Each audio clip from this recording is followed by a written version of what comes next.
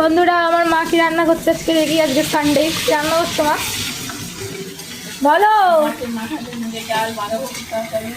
হ্যাঁ, আর mutton. Mutton এখনো হয়নি, হয়েছে এখন।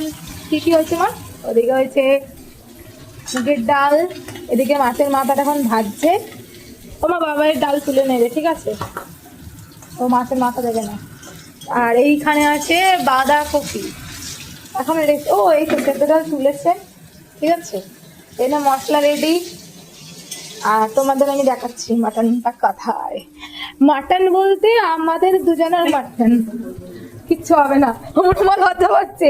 কেন খেতে লজ্জা পাও না? খেতে লজ্জা পাও না? তোমাদের গাইস বলি, আমার মায়েরা চোস্তা নাকি কি বলে ওইটা খায়, আমি খাই না।